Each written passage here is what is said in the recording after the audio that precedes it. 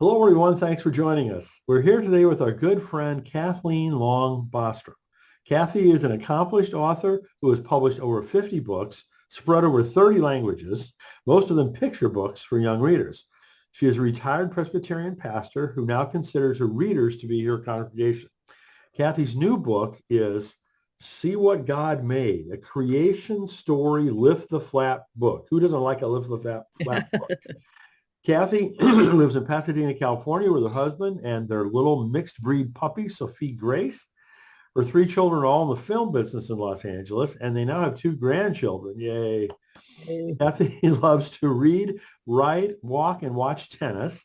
Kathy spoke at several of the conferences that I produced, including the Writing for Your Life conferences, the Frederick Buechner Writers Workshop, and Kathy helped me launch the Christian Children's Book Conference that we used to run as well. So many thanks to her. You can learn more about all of her work and her books at KathleenLongBostrom.com. So Kathy, it's so great to see you as always. Thanks so much for joining us and many congratulations on yet another outstanding book.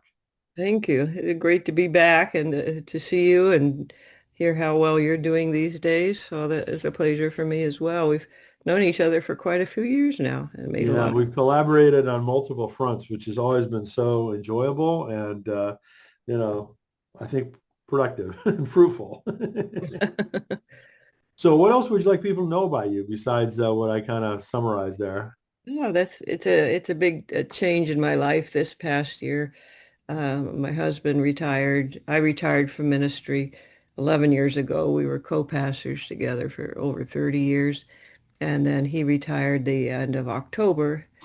We moved up to a Presbyterian retirement area in Pasadena, California. Um, it's 20 minutes from two of our three children and 10 minutes from the other. So yeah, we're blessed to be grandparents twice last year. So we have a 1-year-old and a 2-month-old that are just such joys.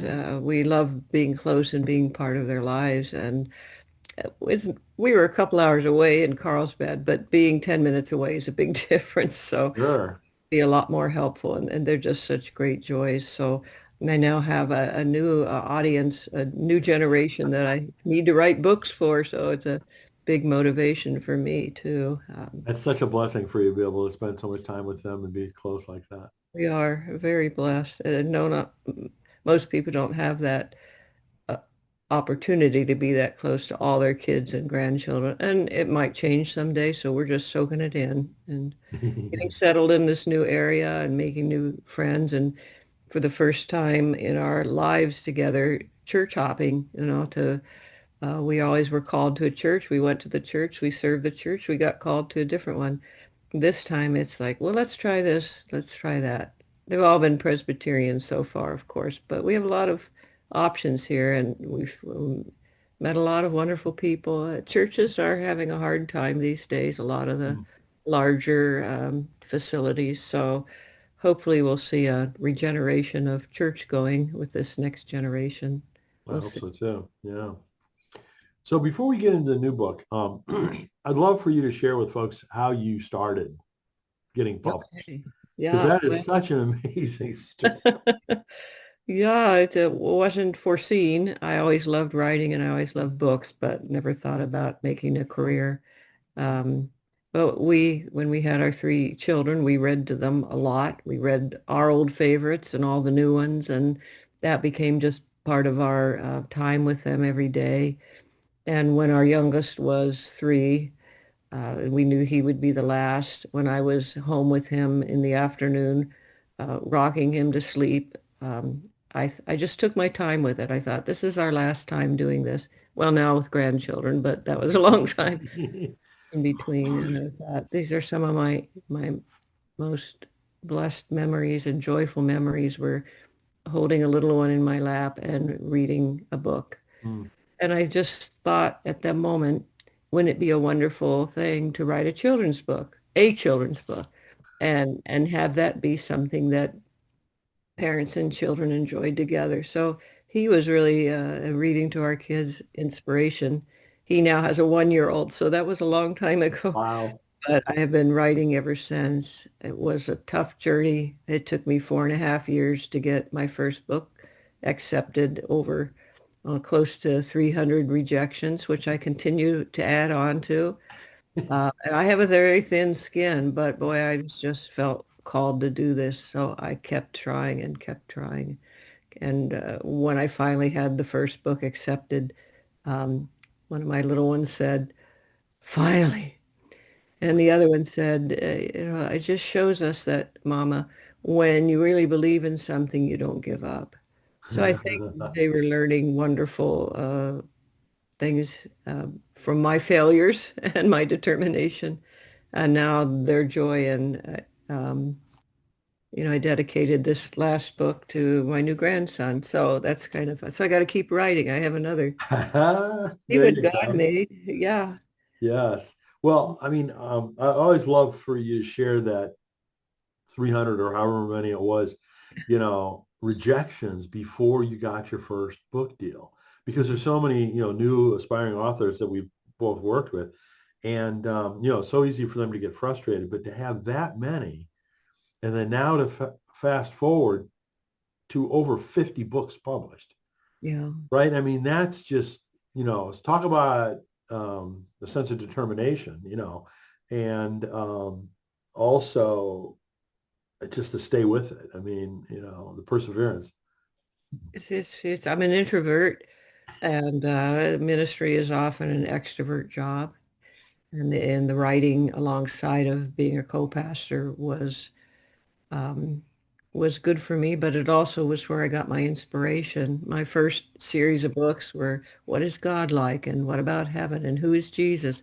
They were all uh, arose from questions that children and adults both asked me as a pastor. Is God a boy or a girl? This little girl wants to know, or an adult wanted to know if would she see her dog again in heaven? I mean, it was the adults that had the questions as much as the children, but they were afraid to ask them out loud. In other words, like, oh, I don't want anybody to know I have this question. Where kids are like, what? Everything is a question. So I found a lot of inspiration in my ministry for writing, and the writing inspired my ministry too. So they were good co-jobs to have along the way. Co-callings, I guess, is how I So let's get to the new book. As I mentioned, the title, See What God Made, a creation story, lift the flat book. So how did this one come about? well, I even 20 years ago I wanted to write lift the flat books because I thought children loved them, and as a child I didn't have the faith-based books, but I had little flip-flop faces and things like that where you maneuver the pages and make creative things. And I thought, oh, that would be so great. But there was a time some years ago where board books in particular and lift the flat books were just so expensive to create that a lot of publishers at that time said, well, we just can't do board books anymore. We can't do lift the flaps right now. They cost too much. So I just put that aside and thought, well, I just continue writing the picture books. But then I started noticing a few years ago lift the flap books and coming back into the stores, and I thought I still want to write one. So where do I start it? I was feeling just kind of lost as a writer then, like what do I work on? I mean, I always have ideas, but I was getting lots of rejections again, and I thought I'm just going to write something that makes me happy. And as my husband always said, write what brings you joy, don't. And so I thought I'd love to make a lift the flap, and let's just start at the beginning. Why not? Creation is full of all these wonderful creatures and colors and sounds, and I wanted to show the diversity in the God made all of us. We are all children of God, and so I wanted to make sure the book reflected that in the artwork. Um, I try to be very careful using not using pronouns for God. I try to avoid any particular language. I guess I missed one word in this book where I used the word his, but I Mm. usually try to you know, avoid that just so there's more of a sense of God's fullness. So I just had fun with it, and I just love writing in rhyme. I've taught classes in writing rhyme for children. I think it's really a skill that is tougher than people think, to get it just right and to do it so it flows. So I guess I take a little pride in having worked really hard to be good at it. And Yeah. so it's fun. I thought this is just fun, to write for little children like this. And it got accepted for publication, and it was just it was a wonderful joy for me to have a new publisher. I've never worked with Tommy Nelson. Okay. They've been wonderful. And when a publisher and editors get excited about what you're doing, it's got it. That is such a wonderful feeling. They're excited about it, and that's what it should be. Everybody who's part of the book should be feeling like this is so much fun. I want them to feel that. So, um, So why don't we take a look at it? Can you show it to folks? yeah, I also want to say, when I was first writing picture books, I never had any input into the artists, the illustrations. It was I wrote my stuff. We edited it. 2 years later, a book would come in the mail. I think, wow, that turned out really nice, but I was rarely consulted. And as time went on, more and more of the editors would consult with me. But I love what the illustrators do because I don't have that kind of brain. And they bring these words to life in ways that I would never have imagined. So this illustrator actually was someone we worked with a couple of years ago with a different Oh, okay. picture for this Interesting. book, Since the Baby Came. And Okay, sure. I just loved the joy in her art, the way she depicted uh, harried parents and busy little children, and but everything in her art, it just exudes joy. And I think all of my artists through the years have been wonderful. But I was asked by the publishing team, do you have any suggestions? So I Wow. his name out. I said, I think she'd do a good job. She just has a real great, joyful feeling. And oh my gosh, it's a Yes. totally different kind of art than what she did with the other. Hmm. But the way she Oh, it's did it, beautiful. like the first page was day and night, and then she just has it blend from one to the other in such a wonderful way. And so each day is a day of creation.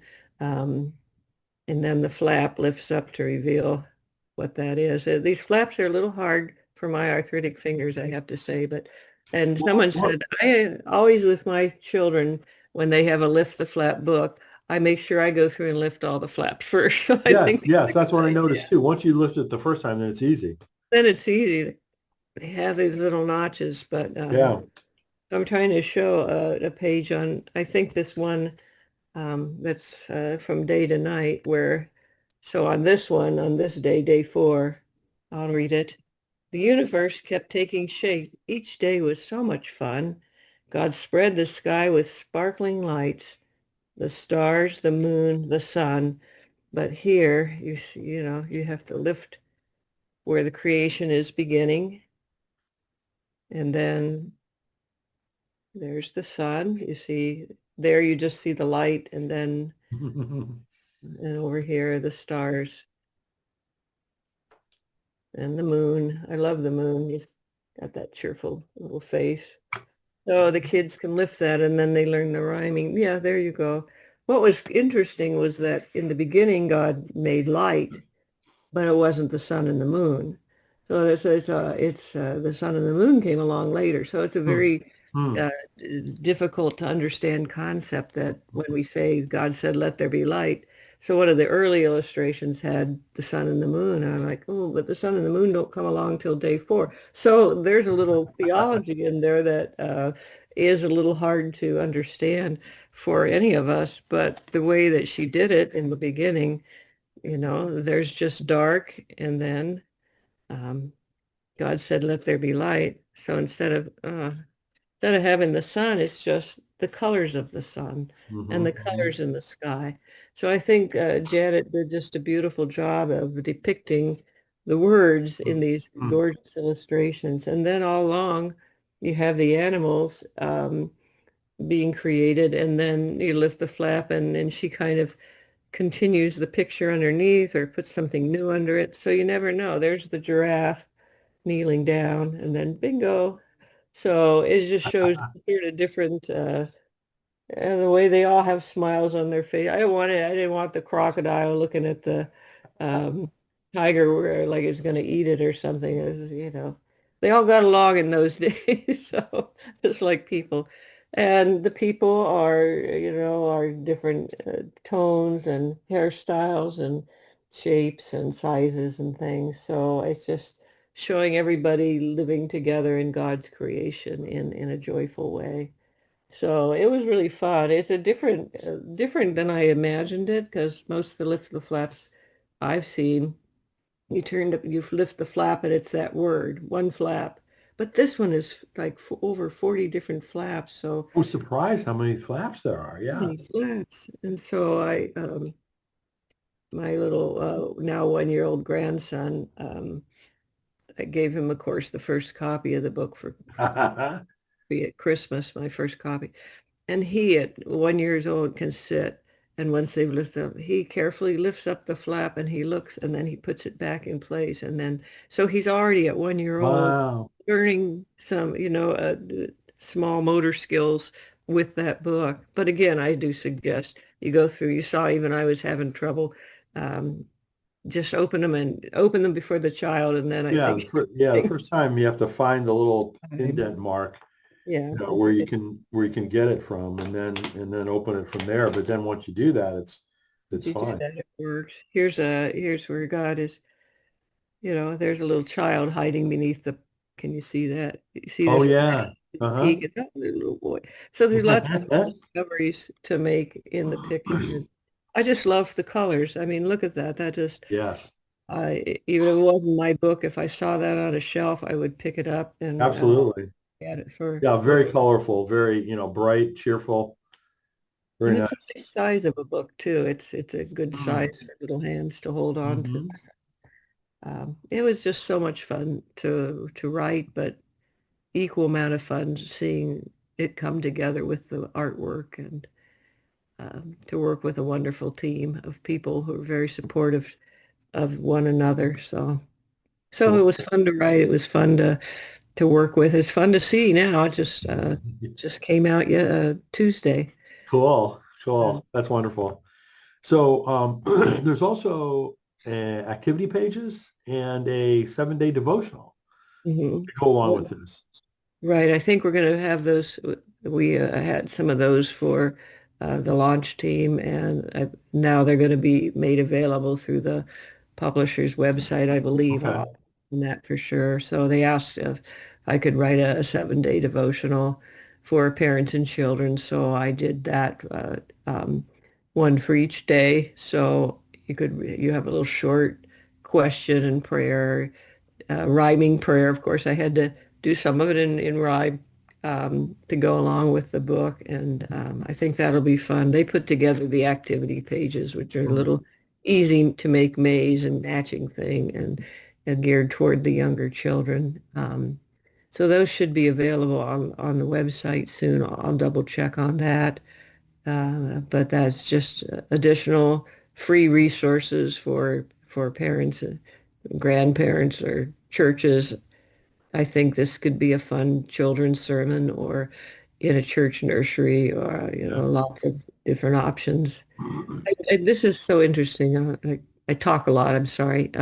Oh, A friend of mine back at the church we just left uh, said she had read an article in a medical journal that said that for premature babies who have to stay in the hospital, and mothers who maybe haven't had a lot of guidance in raising their children, or young mothers, or um, reading a book, holding that little baby in a rocking chair or a chair and rocking, but reading a book to the child for parents who felt awkward, like what do you do with this little newborn doesn't talk or is, full, maybe has wires or special things going on and is kind of scary.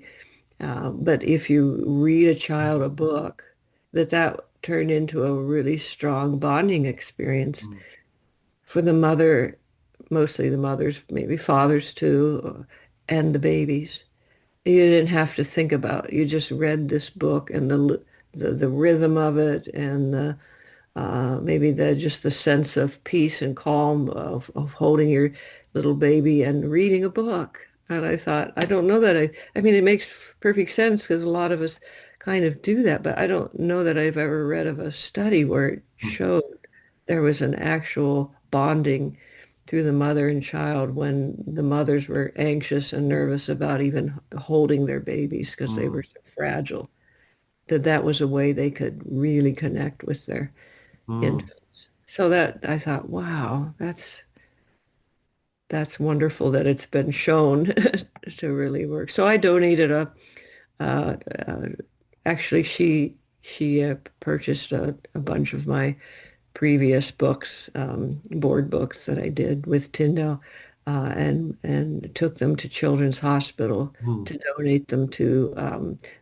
that wing of the hospital mm. for to just give away. So I want to look into that more. Of maybe there's some places here in the area I live. There's a lot of hospitals, so I'd love to think, and not just for my books, but there are a lot of beautiful children's books coming out that wouldn't that be, I mean, what more could you really even want? Sure. And to know your book has changed a child's and a mother's connection. So, Very cool. Very cool. So I can't let you go without asking you, of course, what's next, right? I don't know if you have thought that far or if you can talk anything about what you're thinking or where you yeah, headed. too many things that I want to do, I guess. I have some old manuscripts that I still want to see in books, but have been turned down a number of times. But there's the first book I ever wrote was a book called Just Two More Minutes. And it was for that little son, that little 3-year-old son, uh, that was growing up too fast. And it was more like, you know, the mother's, it's time to get dressed and do this, I got to get to this, all written in a poetic form. And he just said, just 2 more minutes, just 2 more minutes. The refrains throughout the book was, that's what kids say. That's what and then at the end, when the mama is rocking the baby to sleep, she said, just 2 more minutes. So it's to me, I just had that turned down so many times because it's written from the adult point of view and it kind of was, but I think now that there's a lot of us boomers out there having grandchildren and all, I just would love to. So I'm going to work on even Good, good. self-publishing that one, which Huh. I've done much of. And I'd like to see some more Lift the Flaps. I have some ideas I've been toying with. This past year was kind of a crazy year. Um, our families all had to evacuate with those fires Mhm, in Pasadena. The mhm. baby was born. Greg retired. We had to move.